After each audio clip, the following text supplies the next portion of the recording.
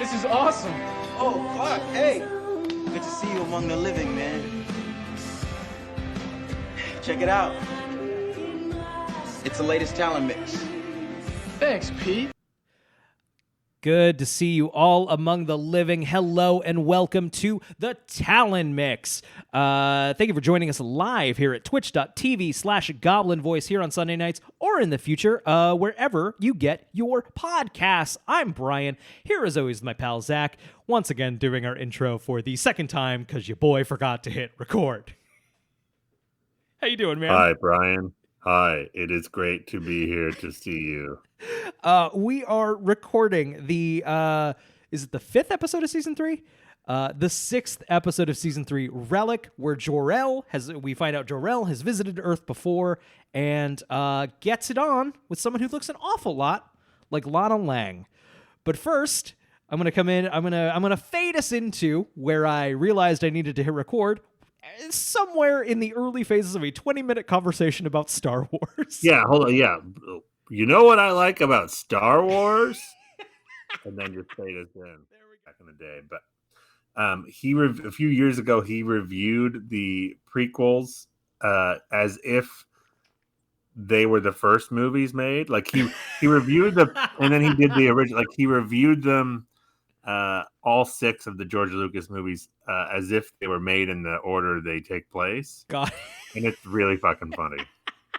I mean, watching it that way, they're nonsensical. Right, yes. Oh, and it's just it's interesting. I assume Star Wars also out there, great 4th of July movie. Oh yeah. Yeah, good. The first one, yeah. Yes.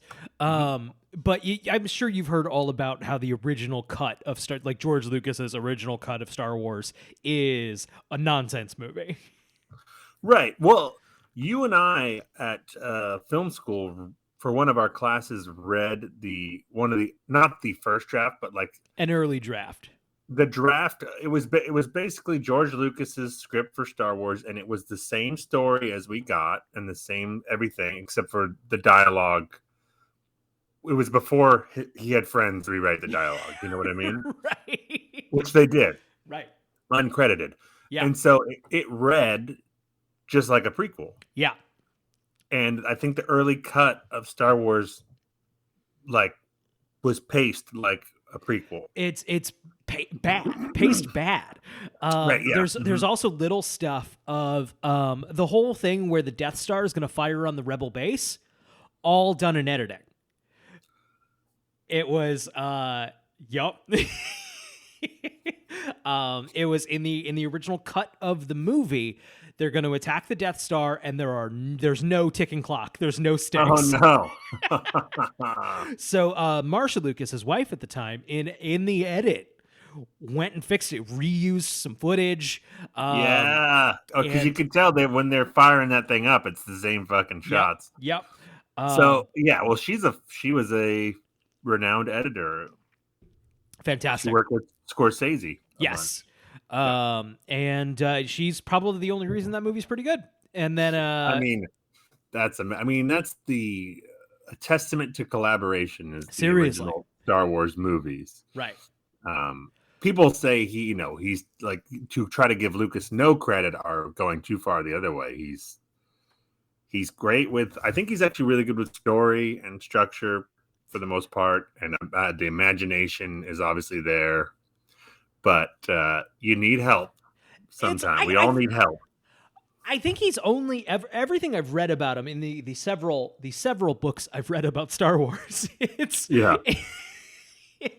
I always have to specify, like, no, I'm a big Star Wars fan. Not so much in like the fictional world of Star Wars, but the making of the film Star Wars. Right, I know virtually everything about. I'm the same way. Yeah. I don't care what the Devil Man in the cantina is. That's just. Yeah. Yeah. If the people who made the movie don't know who that guy was, I don't need to know who that guy was. Exactly. Yeah. But oh fuck, I lost my train of thought. I was talking about collaboration with a new.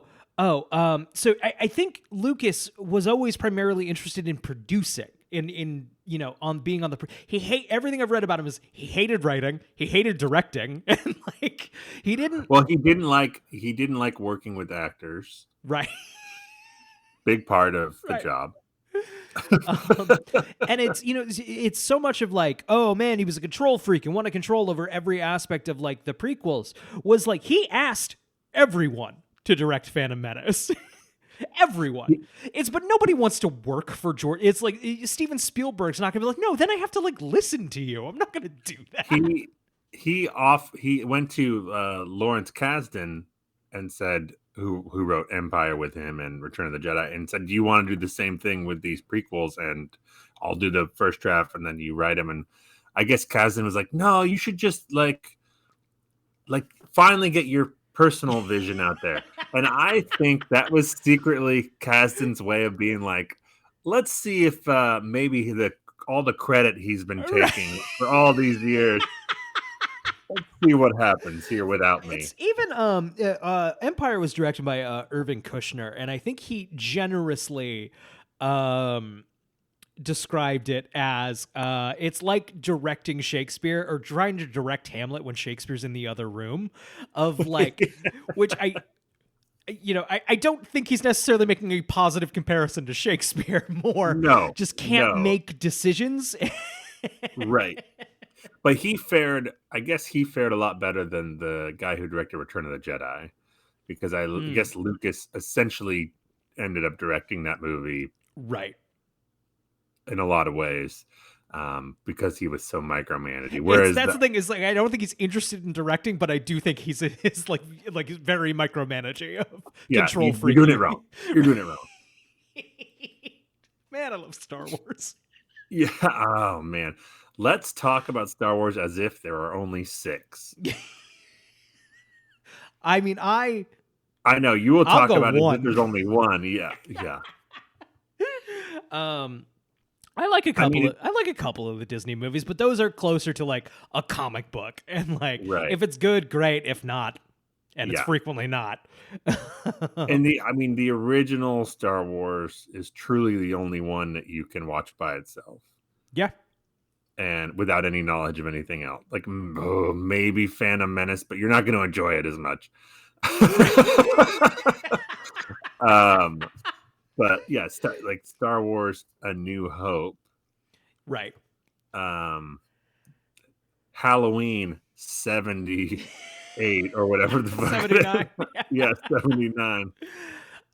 Man, switching gears on different Star franchises. I talked a couple weeks ago about Star Trek: Strange New Worlds.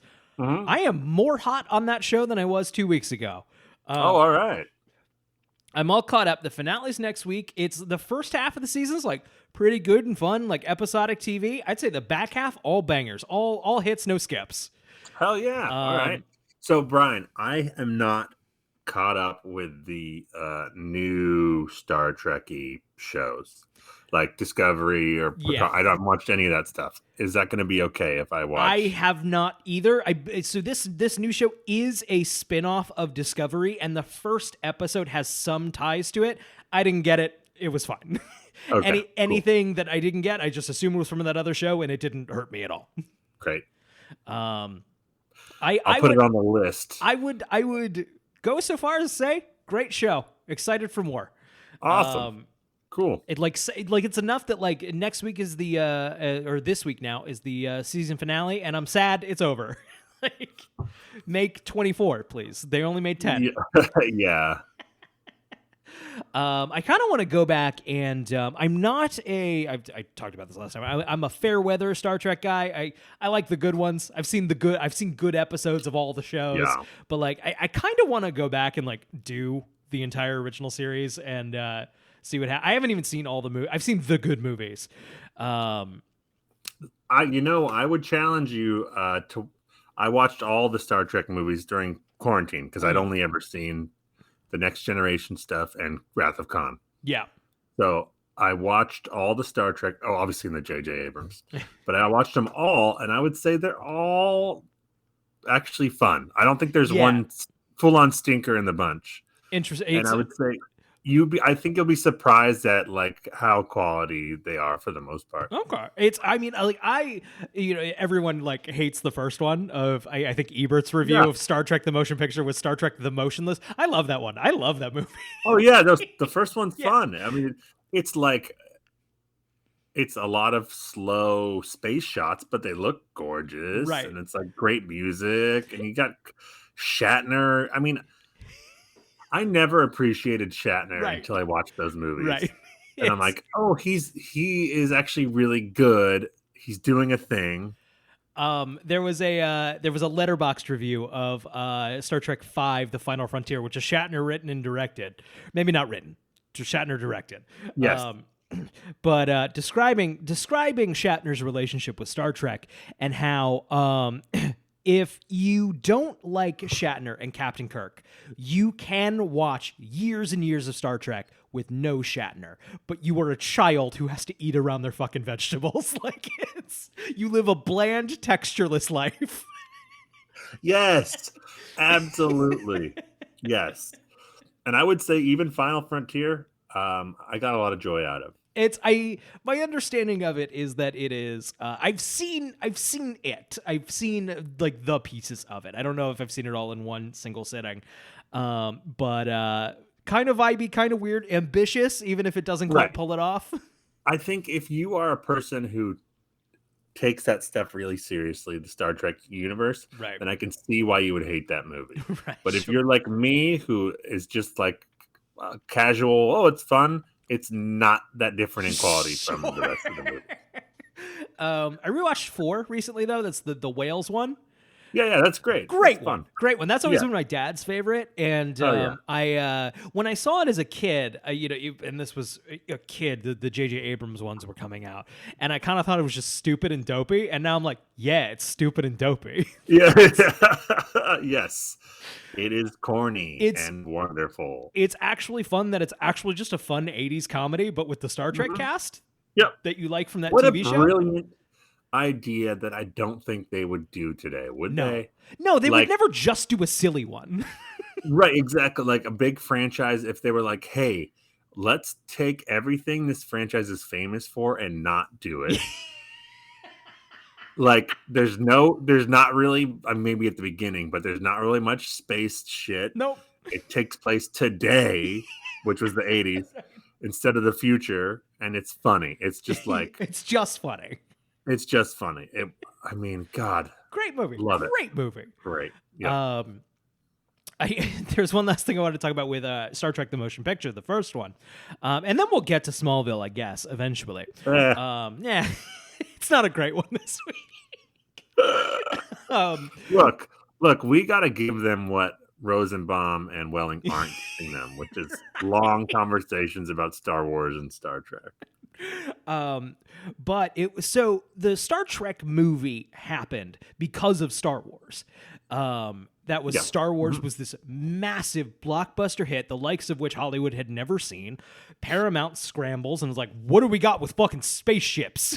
We own Star Trek. In the title. Yeah. Right?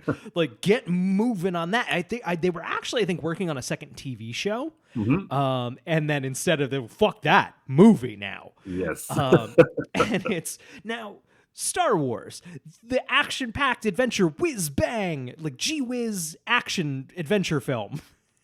And like you're trying to recreate that success at the box office. And instead, with that, Zach is holding up a hand. Seems to be having an issue. Can you hear me? Can you hear me? I can see and hear you. I'm typing hello into the chat. We'll cut all this out of the podcast version. I'm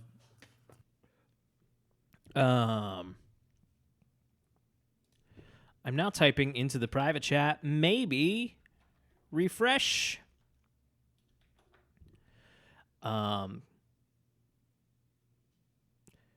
It's chat says, Zach, the issue is probably on your end. I think that is correct.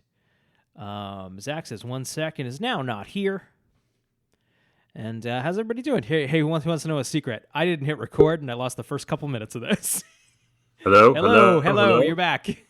Yes. Great. Okay. You were talking about Star Trek. What And else is new? You were saying that they were going to make the sequel series, Okay. and then they Yeah, said I'm no gonna- movies. I'm gonna take it from there so I can seamlessly edit it into one thing in the Yes, podcast perfect. version. Okay, so I think it's ballsy that Star Wars is a massive hit at the box office, and the likes of which Hollywood has never seen. Paramount goes, well, what do we have with Star on the title with like spaceships and stuff? So, now, instead of Star Wars' like whiz bang action adventure, they make like 2001: A Space Odyssey with these old people from that TV show from the 60s. Yeah. Nothing about nothing like. They wanted to cash in on Star Wars and then made a movie nothing like Star Wars. And the funny thing is, the little bits I've seen of the show are more action packed than that movie. Like the vibe of the show is more adventure-y. Wrath of Khan is a little closer to an episode of the television show. Yeah. Mm-hmm. But you know what? It's weird. DeForest Kelly's outfit is like it's made out of cocaine. Yeah. But the effects are pretty cool. I like those slow shots of spaceships, but I actually love. I'm a total sucker for Kirk is being shuttled to the Enterprise for the first time in a while, and there's just this big, long, like just pan around the fucking ship, and I'm like, this is dope. You got the music. Yeah. You got it. Yeah. Mm-hmm. Thumbs up. It's good. Zach, you watch anything good this week? I watched Jurassic Park. It's a good movie. The original masterpiece. Yeah, we could talk another half hour about that, but I'll spare people. I read in a book. I read Chuck Klosterman's The 90s, which I enjoyed. But he describes Jurassic Park as mostly holds up for the effects, which is ridiculous. Yeah, the effects are great. The effects hold up great. Don't get me wrong. But that is a tight fucking script. Great characters. Yes. No. The hate that Jurassic Park gets from a lot of older people is baffling to me. Crazy. Great movie. So anyway, Jurassic Park is great, and then I followed it up a few days later with The Phantom Menace, and I'll just hold off on my Phantom Menace thoughts for our prequel rewatch podcast. I can't wait. I need to rewatch it. I will say it's the real impetus of it of doing hopefully a Star Wars podcast at some point was seeing your letterbox and you giving 4 stars to The Phantom Menace. Mm-hmm. Or 4 out of 5. Yeah, we're gonna fucking talk, man. I stand by. I will die on that hill. I have more affection for that movie than a lot of people. Yeah, and I stand by it. That's a nonsense thing that you just said. And the other thing I started watching Schitt's Creek from season 1 because I've never seen it before. Oh, nice. So yeah, it's fun. I fell off at some point, like mid round, but like it's a good, nice show. It's good. Right? And nice. Yeah, I need a new. What do I listen to while I'm cooking? Show. Yeah. I got you. Yeah. Today I finished Stranger Things. I need to watch that. I haven't done that yet. I like the season overall. I think it's one of the better seasons of the show. The ending was fine. It's a fine show that I like. I don't think about Stranger Things that hard. I just kind of like it. That's enough. Yep. It's one of those of like, if someone at a party or whatever is like, hey, I liked the new Stranger Things. Great, cool. I'll talk about Stranger Things. If someone is like, I didn't like it for this reason. I'm like, yeah, you're probably right. Yeah. It's not going to get you jazzed up like when someone says Phantom Menace is a force. God, don't even get me fucking started. Should we get into this TV show? Yes, let's do it.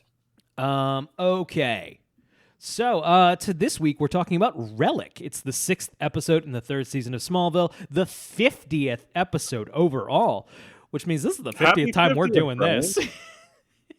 Happy 50th, Happy Brian. 50th. This aired November 5th, 2003. We're, of course, reading directly from the Smallville wiki, smallville.fandom.com. Pull it up and read along.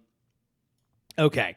Dex McCallum is in prison for 40 years convicted of killing Lana's great-aunt Louise. He wants someone in Louise's family to know that he didn't do it. He loved her very much. He claims that he heard shots one night in the barn, rushed out to investigate, and saw a man run out of the barn. When he entered, he found a pistol. He picked it up, and then he saw Louise dead. He picked her up in his arms just as Sheriff Tate arrived. Lana looks a lot like her Aunt Louise, and Dex figures that if she is anything like her at all, she will be the one person who can understand. He thinks that the man he saw leaving the barn, a drifter, killed Louise. He has a picture of that was sketched from his description and published in the newspaper. He looks a lot like Clark Kent.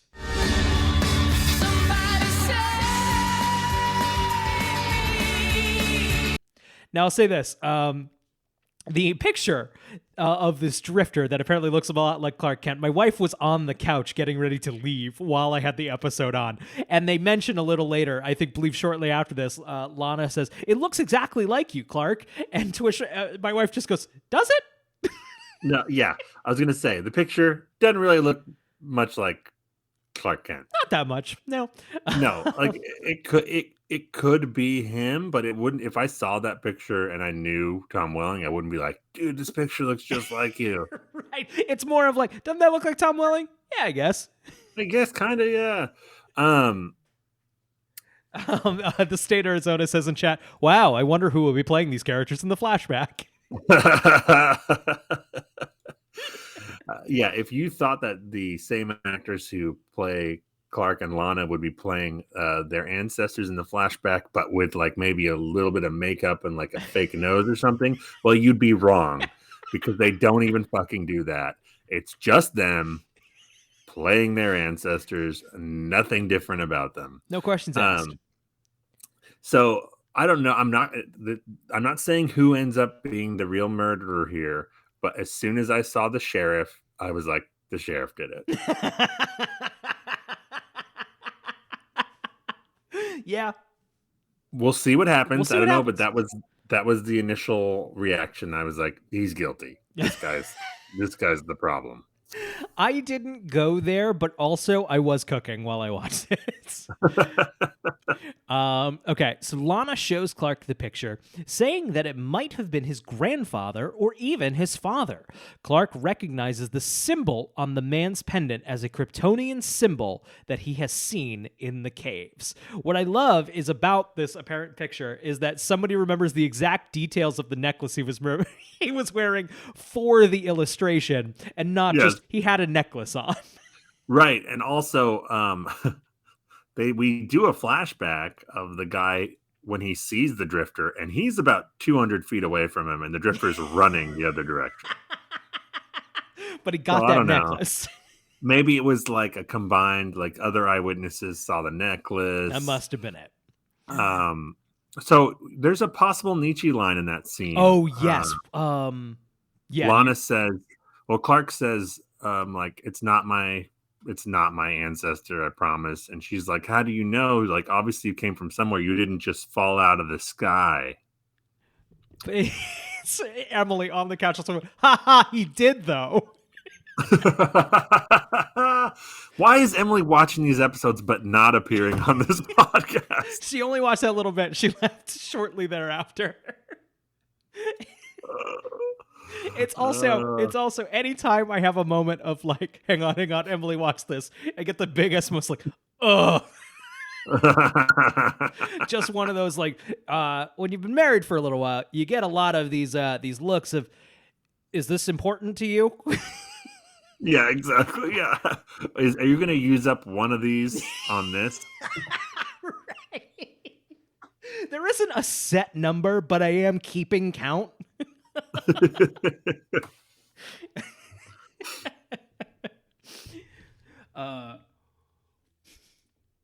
Okay.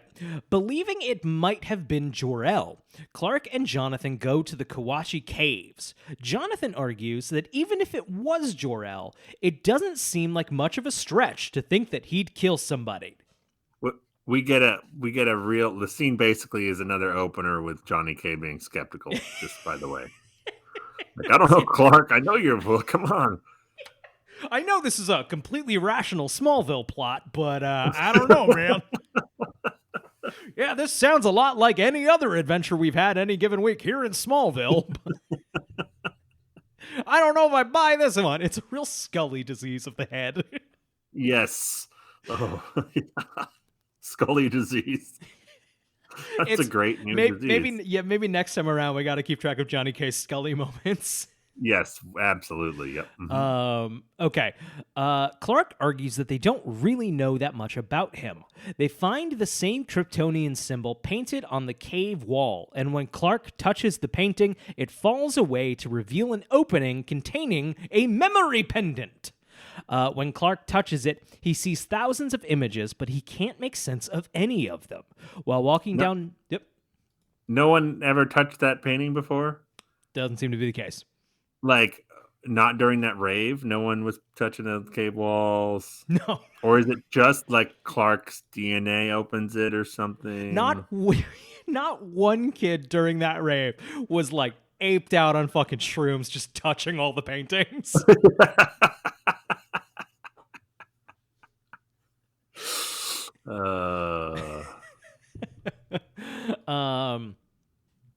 Okay. While walking down Main Street is where we left Thank you. While walking down Main Street with Pete, Clark guesses that the images are from the past. When he touches a mailbox, he has his first flashback to 1961. I'll say this. So we're going to learn that the kind of MacGuffin of this episode is that Clark will touch things and get a little bit of information on these past events, which thankfully are coming exactly in sequential order. We don't have to reverse engineer crap. This scene with Pete begins with Pete being skeptical. He goes, I don't know, Clark. Maybe I think you're watching a little too much late night TV. What does that even mean? Peter, explain. Walk me through your process, Peter. What does Conan O'Brien have to do with getting these random memories? Oh, Pete. And this is Pete's, I believe, only appearance in this episode? Yeah, I think so. Pete's days are numbered. Oh, it's like it's like when a player in the NBA, instead of retiring on top, they kind of like go through the last 5 seasons just like injury plagued and they're not playing very much. Oh, Peter, your days are numbered. Jor-El is walking down Main Street. Jor-El, of course, is just Tom Welling with his hair done slightly differently. Yeah. This is the last Emily line before she left, but the filter goes, takes out some of the saturation, and Emily just goes, "It's desaturated. It's in the past." Yeah. Jor-El is walking down Main Street when he sees Lachlan Luthor rob Louise McCallan at gunpoint. Louise, of course, is Kristen Crook in what I would describe as a terrible wig. Wait, that's a wig? Oh, it's a bad wig, dude. Oh. Okay. Yeah. And he looks exactly like herself. Yes, but in a pillbox hat in the 60s. Yeah. So Louise tries to fight Lachlan off, but he knocks her down. Jor-El super speeds to her rescue and throws Lachlan against a light post. Sheriff Tate shows up just then and takes Lachlan into custody. Jor-El and Louise can't take their eyes off of each other. It's love at first sight. Dex shows up to see if Louise is all right. Dex, of course, is the husband that we see in the future. And Sheriff Tate shoos her off home, promising to come by later to get her statement. I will say Lachlan Luthor is not played by Rosenbaum. Lionel. Lionel. Yeah, or Rosenbaum. Yeah, that's true. That would probably be a bridge too far. I can't tell if they were worried about spoiling anything because we don't know that it's Lachlan Luthor at the moment. Yeah. Either spoiler or restraint for some reason. I think just like I love that. That's the one where they were like, "Yeah, let's not be ridiculous. Come on now." Let's get real for a second here. Okay. When the vision ends, Clark guesses that he got the flashback from touching something that Jor-El had touched.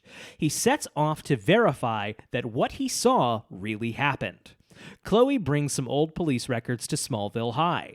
Some of the records are missing from the day of Louise's murder, but they find the name of the robber. Chloe recognizes it right away as Lex's grandfather. Clark asks Chloe to ask Lex about Lachlan. What a sentence. Chloe hesitates. The last time she investigated a Luthor, Lex was nearly killed, but she goes to see him, and he is no help at all. However, he does confront his father about Lachlan. I also like in the chat here, the state of Arizona says Michael Rosenbaum said no to wigs. Yes, yeah, I must only be bald.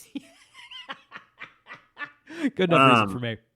So, Lex, this season, he has not been super flashy, but in every scene he's in, or Michael Rosenbaum, I should say, he's getting on base. You know what I mean? Right, definitely. He's got that really high on base percentage right now, and he's working towards that season MVP. I think the flashier stuff does come, if I remember right. His main competition is obviously John Glover. I don't know. No one else is so far on the board. Right.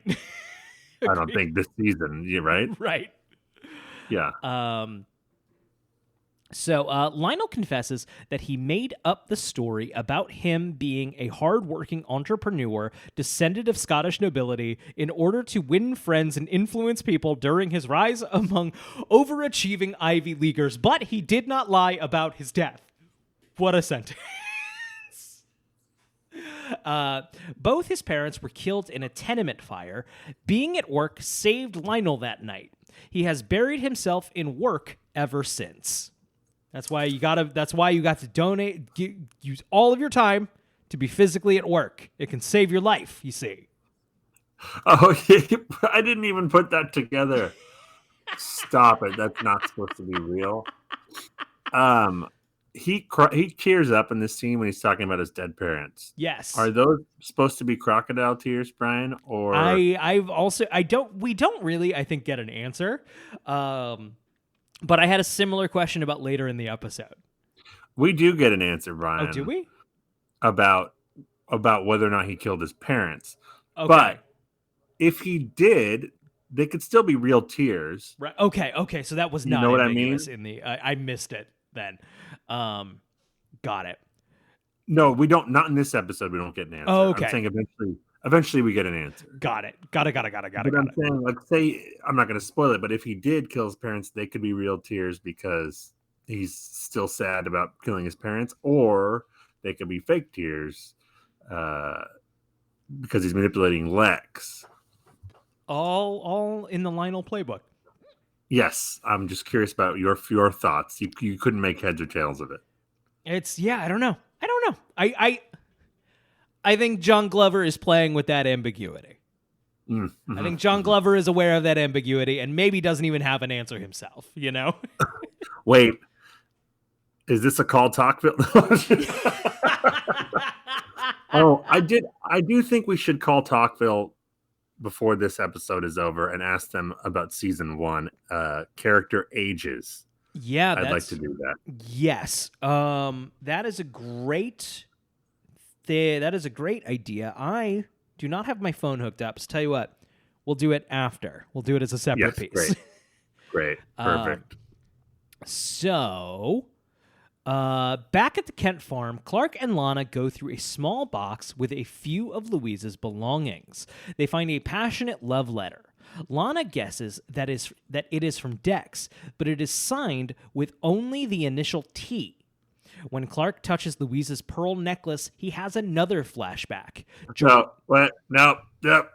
Sorry. We can't go past this. They find this old necklace, and Lana says, Clark, will you do the honors, or do you mind, or something like that. She's asking Clark to put this necklace on her, right? Right. Because people can't put necklaces on themselves. And Tom Welling, as Clark Kent, makes this face, which I'm going to perform for the live audience right here. It's a wide-eyed. Yes, here's the audio version of that face. He doesn't make that sound, but this is an audio version of the face.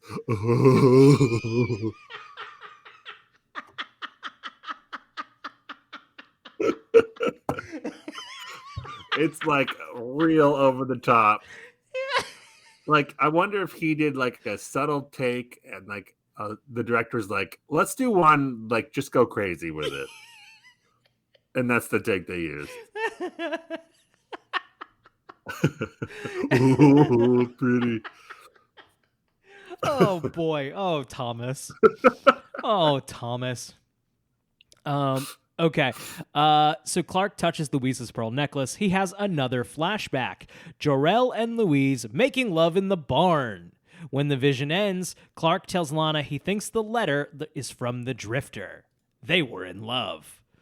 They were horny. Brian, State Arizona in chat asks, hey Draz, do you think Lana's ancestor will kiss Chloe's ancestor? No, I think she'll die. This is the sex scene, right? Yes. The flashback to the sex scene. That is a pretty long, drawn out graphic for Smallville sex scene. Yeah, part of me wonders, like, did they want that footage, for the promo? Yes. Of like, look, they're making out. Yeah, no, it was absolutely, we're throwing a bone to the Klana people, Right. or whatever the fuck it's Lark, whatever the fuck they're called. We are the shippers. But it went on for a minute. It's yeah. Part of me also wonders, are they filling time? Right, yeah, the episode's 60 seconds short. Right. So Clark and Lana then track down the barn where Louise was killed. There, Clark touches object after object, trying to find another memory that will, of course, sequentially place itself right perfectly in the story that we are being told. Yeah. Wait, I'm surprised that Clark doesn't shoot fire out of his eyes when he's having that flashback. He just touches a necklace and, oh no! Clark, why did the barn just catch fire? I don't know. It's nothing to do with me. Yeah.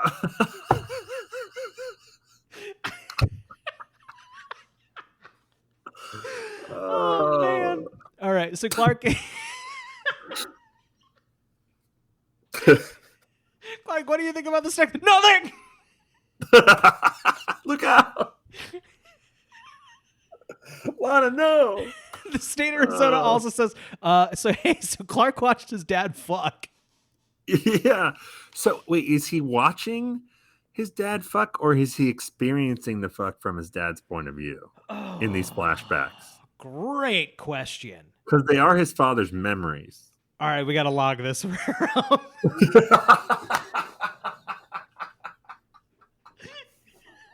Tom. Yeah, we have several questions today.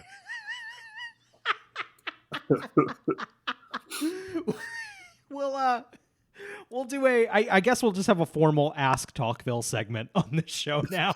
Yes. Mm-hmm. Okay. So he removes a cover from an old car and receives another vision. Jor-El and Louise are talking about being together. Louise pleads with Jor-El to take her with him, but Jor-El says they would not be accepted, and he must go home and accept his fate, or his destiny. He cannot change it. As the two of them embrace one another, Lachlan Luthor comes into the barn and shoots Jor-El.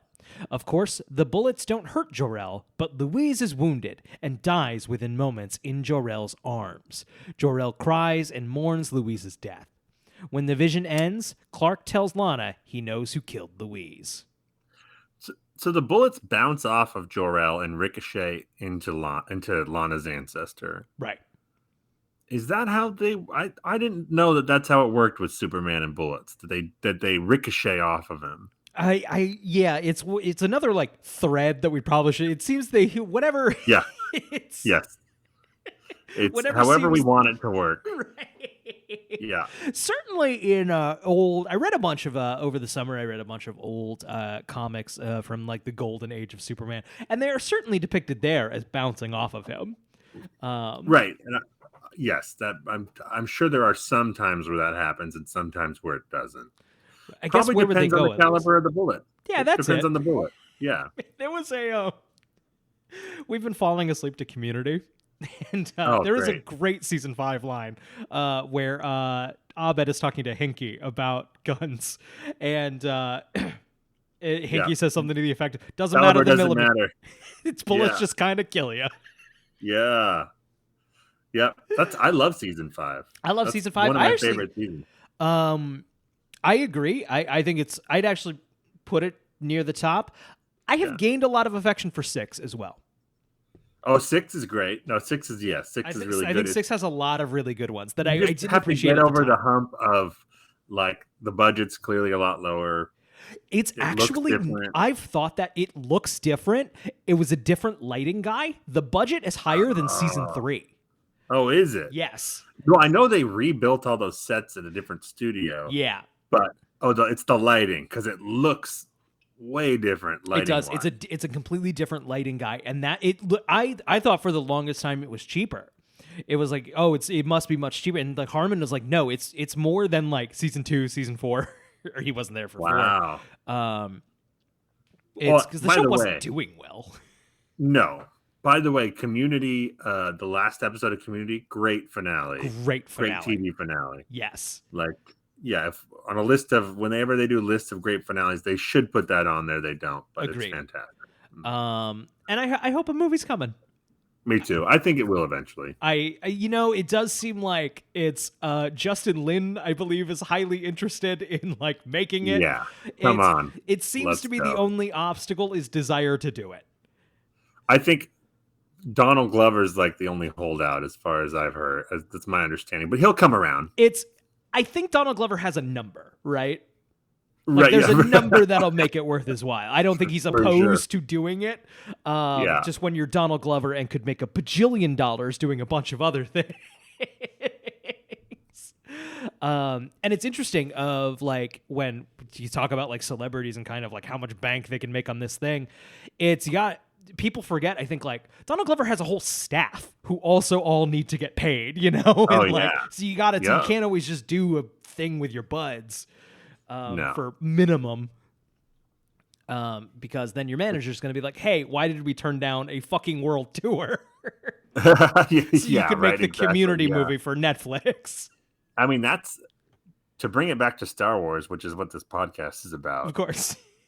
That's why Lucas wanted to make more movies after he was done with the prequels, is because he had that whole island, the whole Lucasfilm, right? All those people needed to get paid, right?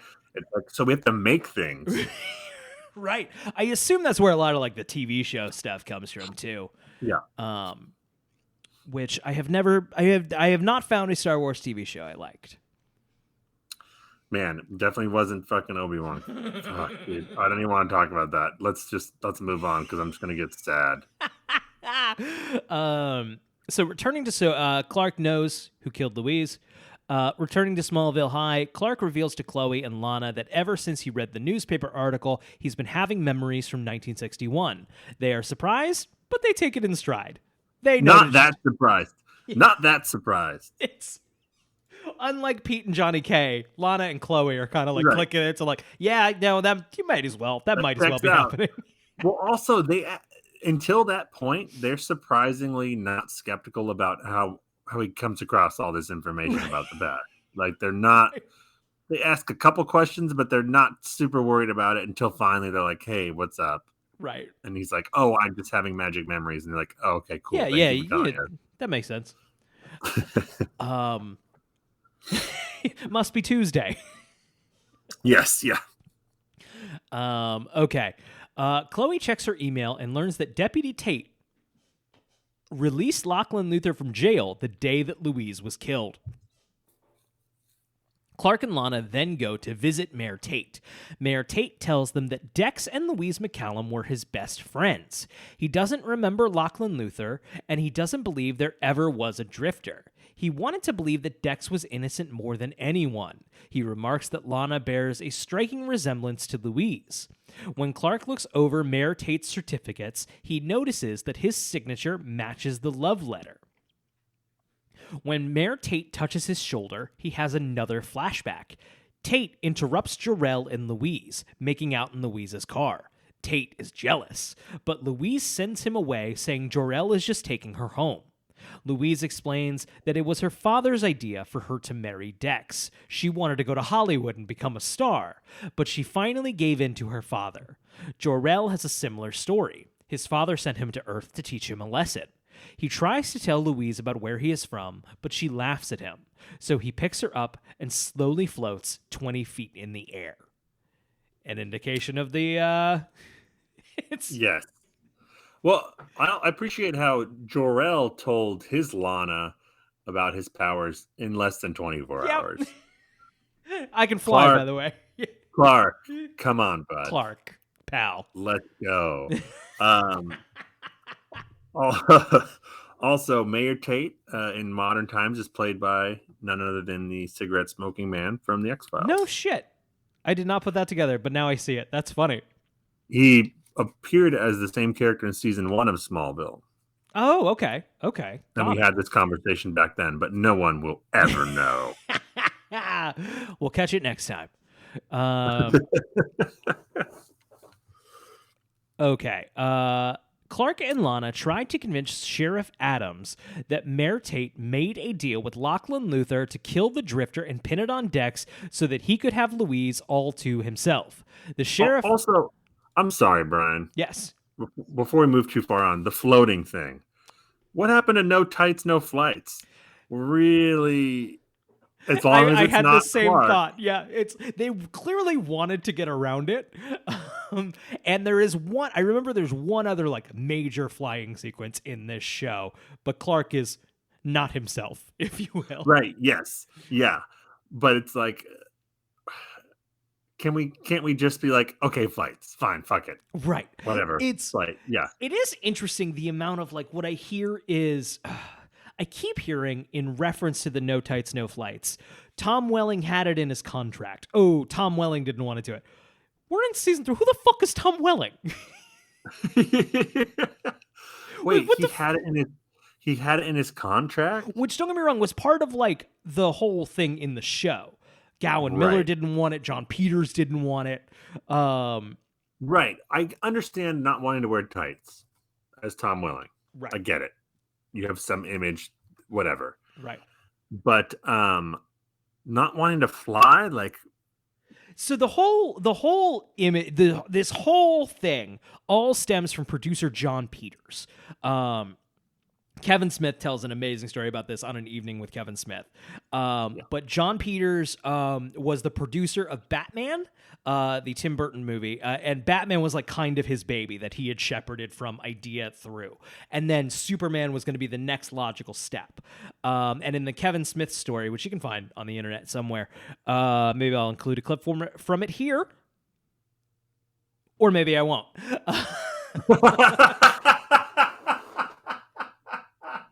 I'll decide how I feel when I'm editing this. Yeah. So basically John Peters was the one saying like, I don't want him in tights and I don't want him to fly. Right. In the movie, that was in like the movie version they were writing. Yeah. And then presumably John Peters still has some rights here, and like that carried over. Once again, we're still kind of embarrassed of like the superhero thing. Right. I thought it came more from like, we want this to be a grounded show about high school drama with some Superman stuff in there. I refuse to believe those two things aren't connected in some way of like. But once we're already this far in and it's like, okay, we're really leaning into the Superman shit, just fucking get him up there. Let him start flying. Put him up there. Come on. It's so funny, like the aversion to it of like, it is, I guess, like, it's the dangling carrot of like, it's the Superman thing, you know?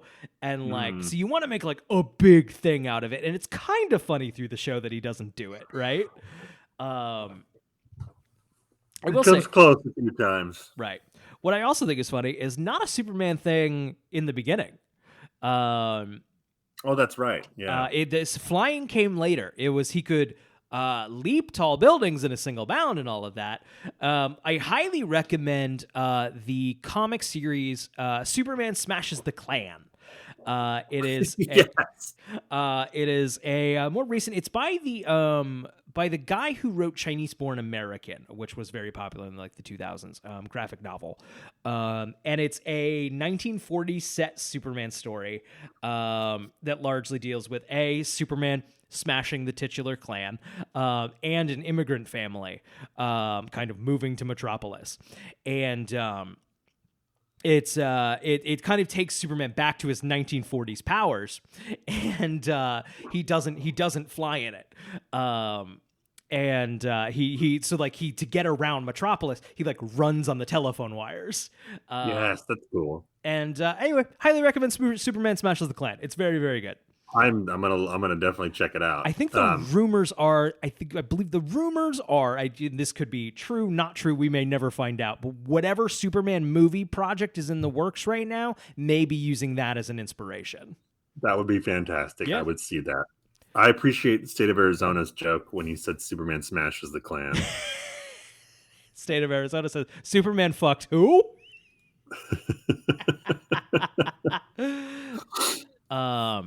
Ryan, keep reading. I'm going to run to the bathroom. Wonderful.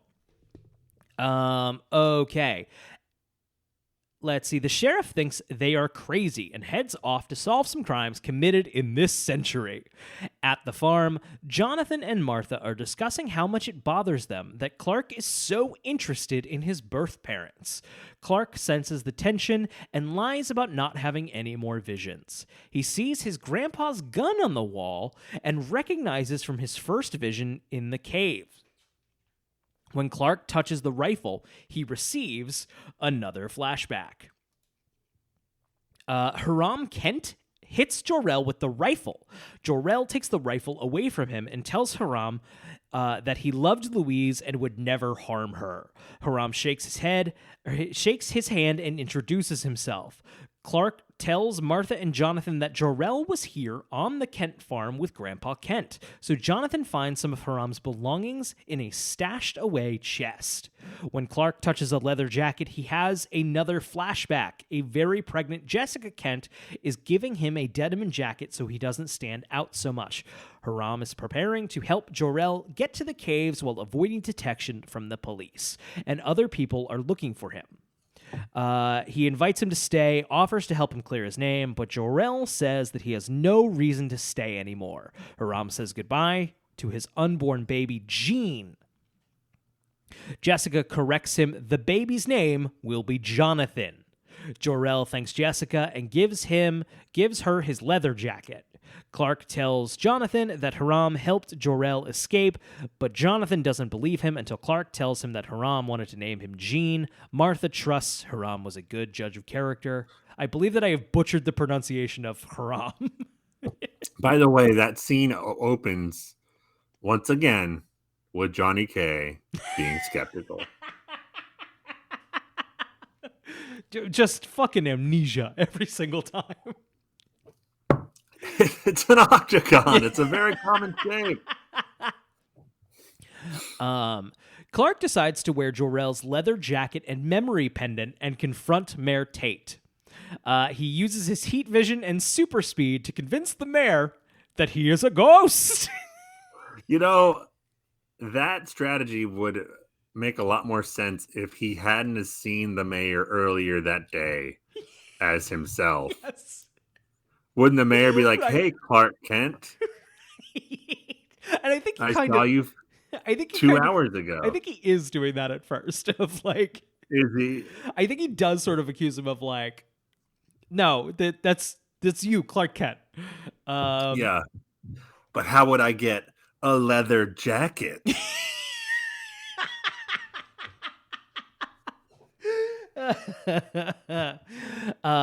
He uses his heat vision and super speed to convince the mayor that he is a ghost. He threatens to haunt the mayor every day until he confesses to the sheriff. The mayor tries to shoot himself, but Clark stops him. Sheriff Adams arrives in answer to the silent alarm, and Tate confesses to the murder of Louise. Also, the sheriff or the mayor Tate tries to shoot Clark, and we get some pretty rough dodging bullets effects. Like, Yeah. I mean, why not let him bounce off of you? But I guess that went bad in one of the flashbacks. Sure, yeah, he learned his lesson. Yeah. Clearly inspired by the Matrix. When you see the agents dodging, it's basically what they're trying to go for there, but not as good. I also, to be fair, why not let the bullshit see that could like rip up this sweet fucking jacket you just scored? Yeah, exactly. You just scored a dope 1950s leather jacket. Yeah. The jacket is not immune to bullets. So I guess that makes sense. Okay, Sheriff Adams arrives, stays, blah, blah, blah. Tate confesses to the murder of Louise. The next day, Dex is released from prison, and he tells Lana he loved Louise so much he couldn't see that she didn't love him. He regrets not knowing when to let go. Meanwhile, there's a scene here in the... And so they're in like the hospital, like the prison hospital, I assume. This old man talking about his dead wife is talking to this teenage child, just be like, "I wish I knew when to let go." And with that, the orderly just starts pushing him away. No, like, "Hey, we gotta go." Like, "Sorry, kid, we gotta," or like, "Hey, you guys can keep talking, but we gotta go." Just Yeah. Don't let him have a natural end to his conversation. Just wheel him out. Maybe Clark gave him the signal like he's rambling. Can you? There you go. And then it's Lana staring off pensively. As they wheel away the guy she was just fucking talking to. Yeah, exactly. Lana doesn't even go like, "Okay, bye." Yeah, so see ya. Sorry, rude. Really rude. Meanwhile, Lex is discussing his grandparents' death with Officer Mason, the man who led the original investigation. Later, Lex reveals to his father that the fire was not an accident. Lex is surprised when his father said he always suspected. It's not like Lionel to pass up the chance at revenge. Lionel claims that he tried to put it behind him, but Lex knows he won't be able to put it behind him until they find out who did it. Lionel. Yeah, well, there's a scene I don't think they talk about unless it happened when I was in the bathroom where Lex hires an investigator to look into the fire. Got it. And the investigator gives Lex his original report because he was the cop who investigated it back in the day. And he's like, "Read this." And I appreciate how fast people can read documents in movies and TV. Yes, definitely. Because he goes like this, "Read this," and Lex like looks at it for, I want to say, a second and a half, flips a page, and then a second and a half more goes by, and Lex looks up with this look on his face like, "Does this mean what I think it means?" We all got to learn how to speed read, man. Yeah, like he's fucking Data from Star Trek or something. State of Arizona asks, "How old are these cops, mayors, whatever?" Old. Okay. Clark and Jonathan go back to the Kawachi Caves. When Clark touches the same Kryptonian symbol, he has a final flashback. Jor-El is talking with Haram in the Kawachi Caves. Jor-El explains that he was supposed to return his medallion to his father, but it has too many bad memories attached to it. Jor-El thanks Haram for all his help and wishes him good luck with the new baby. They shake hands, and Haram tells Jor-El that if there was anything he ever needed, he knew where to find him. Jor-El smiles and tells Haram that he'll remember that. Haram leaves the key, then leaves the Kawachi Caves, and Jor-El turns to the wall and uses the key to create the space to stash the pendant. Clark tells Jonathan everything he saw in the final vision and guesses that Martha and Jonathan did not find Clark by accident. Jor-El had chosen them. Which is lame, but I kind of liked it. Let's unpack that, though. The ship crashed not on their property. Right. right? Right. So he got it pretty close though. Like his planet is blowing up. Like the planet's exploding, and he's just throwing. I mean, like he's going to Google Maps the address. he's like, yeah, he did got real close. Yeah. You just freestyle aimed that thing. When the planet's blowing up, I can understand. Like, hope I don't know. Fingers crossed. Better than exploding. Smallville, yeah, we got to Smallville. He got really lucked out because he crashed that thing right on their truck. Like right where it was supposed to be. Really impressive. I kind of like it. It's cute. Dumb as a bag of fucking rocks. It's one of those like stupid retconny things. Right.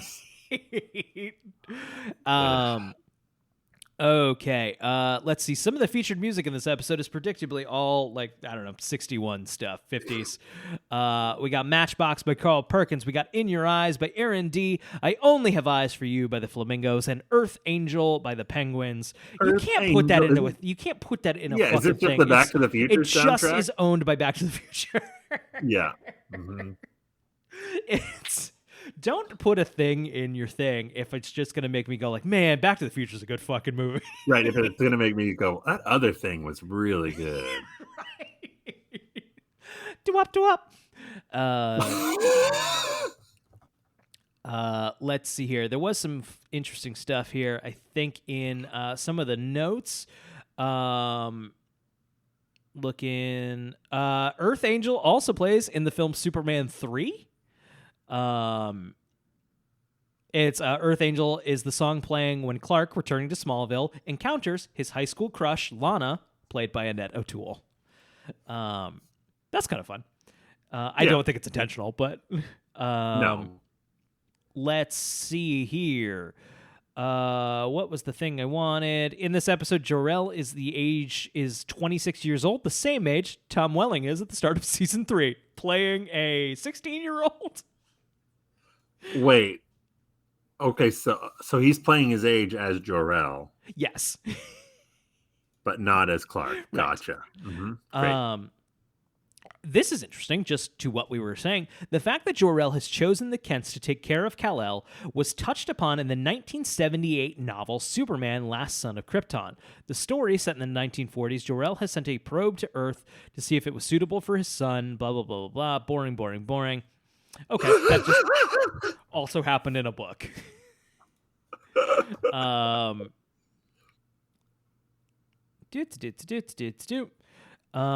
This episode was billed by the WB both on air and on their website as Smallville 1961, which is kind of funny. Like, that's not the title of the episode. No.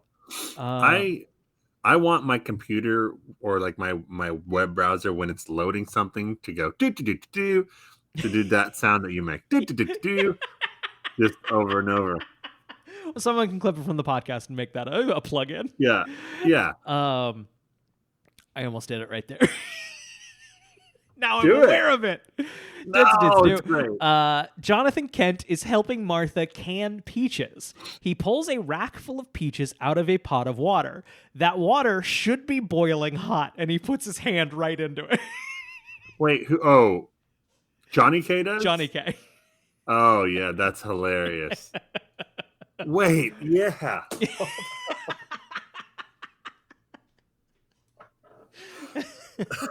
It's like no one was supposed to find out. It's like Ross, like fajitas in Friends.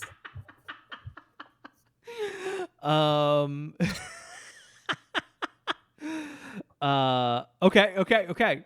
In Homecoming, the 200th episode of Smallville, the year of Jonathan's birth is a spoiler on his gravestone and is given as 1954. However, his mother Jessica had not yet given birth to him in 1961. Busted Smallville. Oh, busted.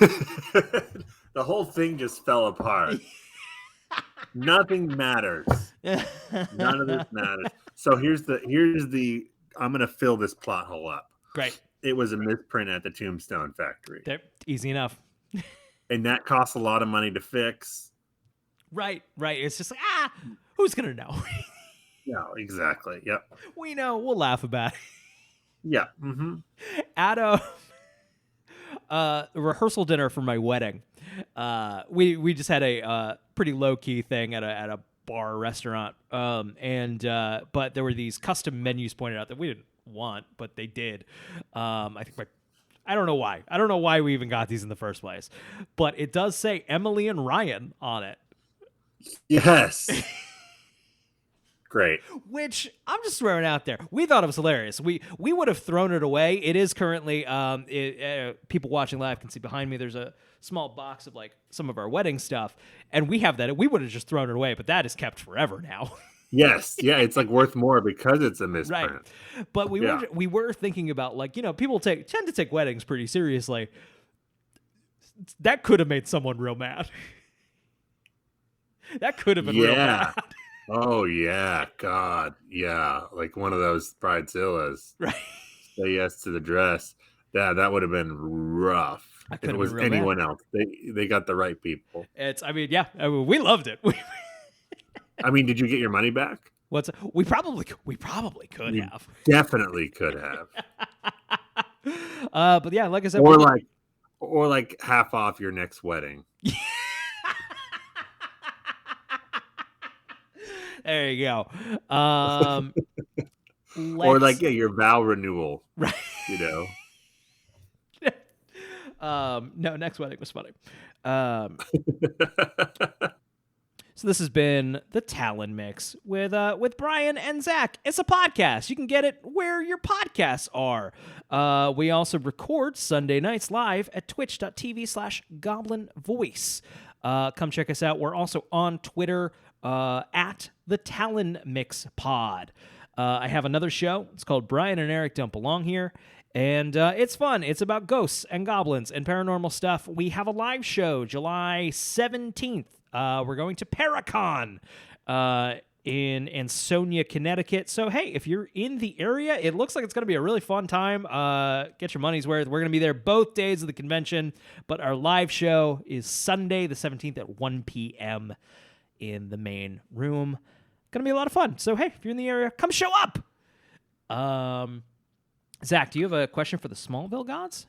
I do. But real quick, I just want to give a preview for next week's episode. As always, I let my DVD keep playing when this episode ended. So I caught the first few minutes of the next episode, and it opens. Yes, that's right. Opens with a live performance from a band. I'm not sure what band, but it's definitely a real band at the Smallville County Fair or whatever. Baby.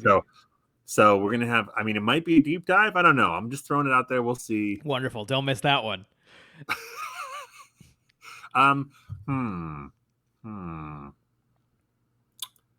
This question for the Smallville gods. That's it. Man, I got to think of these beforehand because now I got. Will Talkville ever answer one of our questions? Good night, everybody.